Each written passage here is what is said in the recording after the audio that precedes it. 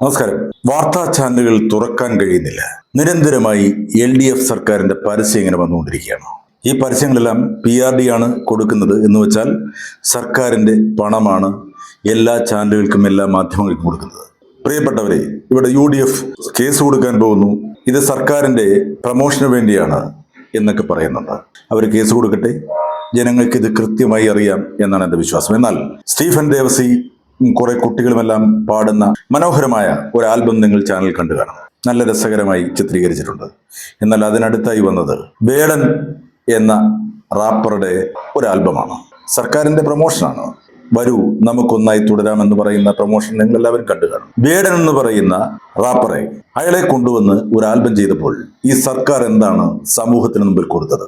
സ്ത്രീ സുരക്ഷയെ അങ്ങേയറ്റം ബഹുമാനിക്കുന്ന, സ്ത്രീകൾക്ക് വേണ്ടി നിലകൊള്ളുന്ന, സ്ത്രീ നവോത്ഥാനത്തിന് വേണ്ടി പണിയെടുക്കുന്ന സർക്കാർ എന്നല്ലേ പറയുന്നത്. ഈ റാപ്പർ വേടൻ ആരാണ്? അയാൾ റേപ്പിസ്റ്റ് അല്ലേ? അയാളൊരു റേപ്പ് കേസിൽ പ്രതിയല്ലേ? കഞ്ചാവ് കൈവശം വെച്ചതിന് കേസെടുത്തിട്ടില്ലേ? അപ്പോൾ നിങ്ങൾ എന്ത് സന്ദേശമാണ് ജനങ്ങൾക്ക് കൊടുക്കുന്നത്? നിങ്ങളോട് ഒട്ടിച്ചേർന്നിരിക്കുന്നവർ എന്ത് തെറ്റ് ചെയ്താലും അതെല്ലാം മൂടി വെക്കുന്ന ഒരു സർക്കാർ. നിങ്ങൾ ആ ആൽബത്തിലൂടെ, സർക്കാരിനെ പുകഴ്ത്തുന്ന ആൽബത്തിലൂടെ നിങ്ങൾ ജനങ്ങൾക്ക് കൊടുക്കുന്ന സന്ദേശം എന്താണെന്ന് വെച്ചാൽ, നിങ്ങളുമായി ഒട്ടിച്ചേർന്ന് നിന്നാൽ നിങ്ങൾക്ക് റേപ്പ് ചെയ്യാം, നിങ്ങൾക്ക് ലഹരി മരുന്ന് കച്ചവടം ചെയ്യാം, അത് കൈവശം വെക്കാം, എന്ത് കേസുണ്ടായാലും ഞങ്ങളുണ്ട് കൂടെ എന്ന് പറയുന്ന ഒരു സന്ദേശമല്ലേ പ്രിയപ്പെട്ട മുഖ്യമന്ത്രി, പാർട്ടി നേതാക്കളെ നിങ്ങൾ കൊടുക്കുന്നത്? ബുദ്ധിയുള്ള ആരെങ്കിലും ഉണ്ടെങ്കിൽ അവനെ വെച്ചുള്ള ആൽബം വേണ്ട എന്ന് പറയുമായിരുന്നു. പക്ഷേ അവിടെ നികേഷ് കുമാർ അടക്കമായിരിക്കണം ഇതിന്റെ കാര്യങ്ങൾ നിയന്ത്രിക്കുന്നത്. PRD കാശ് കൊടുക്കുന്നു.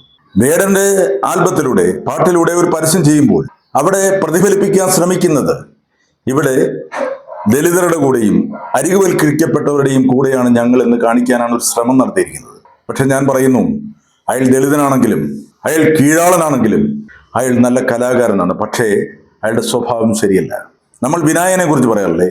വിനായകൻ നല്ല നടനാണ്, എല്ലാ അർത്ഥത്തിലും നല്ല കലാകാരനാണ്. പക്ഷേ അയാളുടെ സ്വഭാവം ജനങ്ങൾക്ക് സഹിക്കാൻ കഴിയുന്നതല്ല.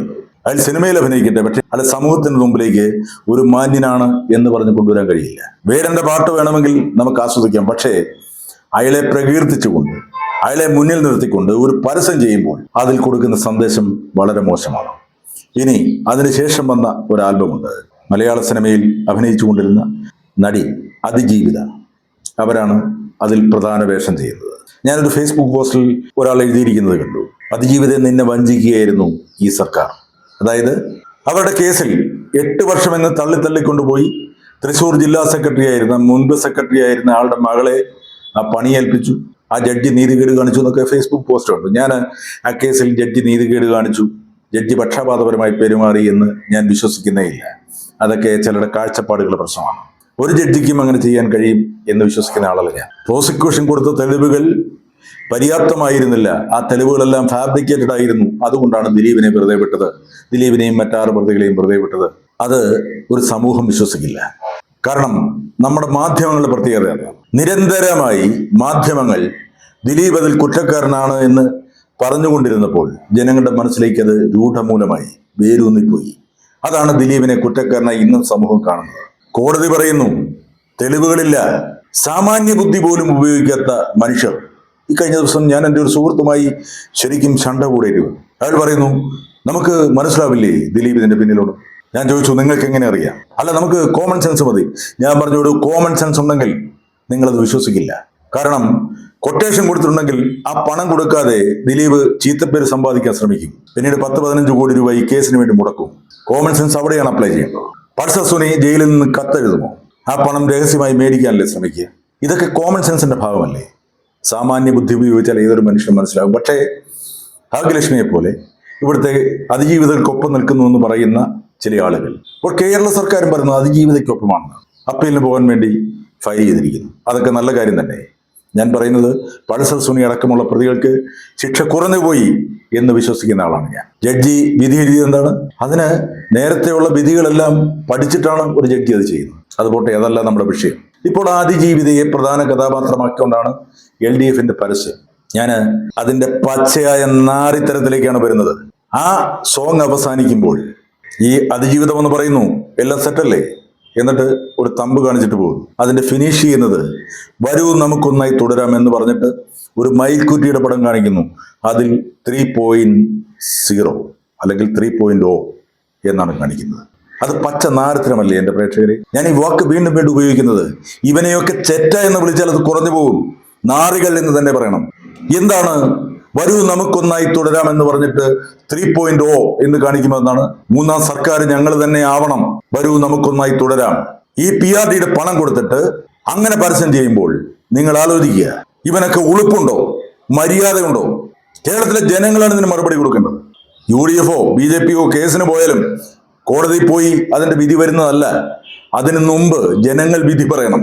കോടിക്കണക്കിന് രൂപ വ്യയം ചെയ്ത് ഇതുപോലുള്ള റേപ്പിസ്റ്റുകളെയും ഇതുപോലുള്ള അതിജീവിതമാരെന്ന് പറയുന്നവരെയൊക്കെ മുന്നിൽ നിർത്തി 3.0 എന്ന് പറയുന്ന ഒരു മയിൽക്കുറ്റി കാണിച്ചുകൊണ്ട് പരസ്യം ചെയ്യുമ്പോൾ അത് ശുദ്ധ നാരിത്തരമാണ്, തെമ്മാടിത്തരമാണ്. സർക്കാരിന്റെ വികസന പ്രവർത്തനങ്ങൾ വേണം ജനങ്ങളെ അറിയിക്കാൻ. അതുപോലെ ഒരു പരസ്യത്തിലൂടെ, പണം കൊടുത്ത പരസ്യത്തിലൂടെ അറിയിക്കേണ്ട കാര്യമില്ല. ഇപ്പോൾ പെരുമ്പളം പാലം ഉദ്ഘാടനം ചെയ്തു. വലിയ പാലമാണ്. പെരുമ്പളംകാരൻ ഒരാൾ പറഞ്ഞു, ഞങ്ങളുടെ സ്വപ്നം യാഥാർത്ഥ്യമായി. അത് പിണറായി സർക്കാർ ഉണ്ടായിരുന്നുകൊണ്ടാണ്. ഞാൻ ചോദിച്ചു, കൊച്ചിയിലെ മെട്രോ യാഥാർത്ഥ്യമായത് എങ്ങനെയാടു? നെടുമ്പാശ്ശേരി വിമാനത്താവളം യാഥാർത്ഥ്യമായത് എങ്ങനെയാടു? കണ്ണൂർ വിമാനത്താവളം യാഥാർത്ഥ്യമായത് എങ്ങനെയാടു? വിഴിഞ്ഞം പോർട്ട് യാഥാർത്ഥ്യമായത് എങ്ങനെയാടു?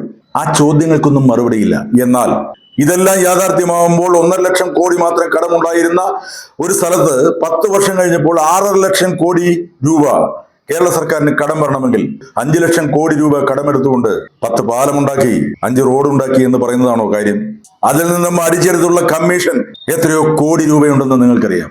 ഇതാരാണ് ഈ കടം തിരിച്ചടക്കിയ? ഇപ്പോൾ ശമ്പള പരിഷ്കരണം വരുത്താൻ പോകുന്നു. ഒരുപാട് ക്ഷേമ പ്രവർത്തനങ്ങൾ പറയുന്നുണ്ട് കേട്ടോ. ഇതെല്ലാം അടുത്ത സർക്കാർ വഹിച്ചുകൊള്ളണം. ഞങ്ങൾ പറഞ്ഞു, നിങ്ങളത് ചെയ്യണം എന്ന് പറയുന്ന കാര്യമല്ലേ സുഹൃത്തുക്കളെ സംഭവിക്കുക? സർക്കാരിന്റെ പണം എടുത്തുകൊണ്ട്, സർക്കാരിന്റെ പണം എന്ന് പറഞ്ഞാൽ ജനങ്ങളുടെ പണം എടുത്തുകൊണ്ട് വീണ്ടും എന്റെ സർക്കാർ വരണമെന്നൊരു മുഖ്യമന്ത്രി പറയുമ്പോൾ, വരൂ നമുക്കൊന്നായി തുടരാമെന്ന് പറയുമ്പോൾ അത് തെമ്മാടിത്തമാണ്. പ്രിയപ്പെട്ട ജനങ്ങളോട് ഞാൻ വീണ്ടും വീണ്ടും അഭ്യർത്ഥിക്കുകയാണ്, നിങ്ങൾ പോളിംഗ് ബൂത്തിലേക്ക് പോകുമ്പോൾ ഇതിന് മറുപടി കൊടുക്കണം. ഒരു റേപ്പിസ്റ്റിനെ മുന്നിൽ നിർത്തി പരസ്യം ചെയ്യുമ്പോൾ അവര് സ്ത്രീകൾക്ക് അനുകൂലമാണ് എന്നാണോ പറയുന്നത്?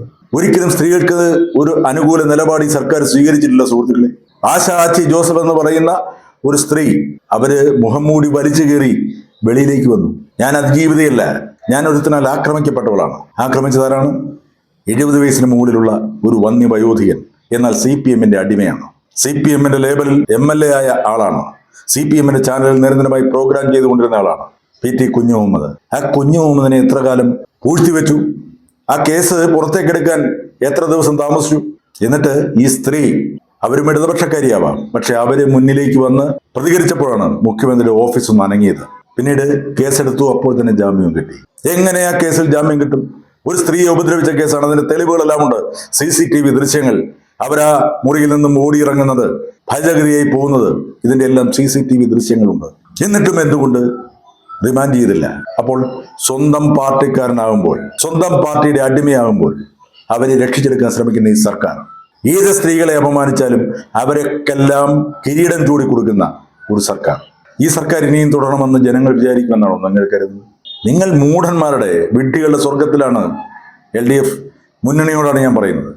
എന്തായാലും പ്രിയപ്പെട്ട ജനങ്ങൾ ഇതിന് വോട്ടിലൂടെ മറുപടി നൽകും, ബാലറ്റിലൂടെ മറുപടി നൽകും എന്നെനിക്ക് പ്രതീക്ഷയുണ്ട്. ആ പ്രതീക്ഷ സഫലമാകട്ടെ. Thank you.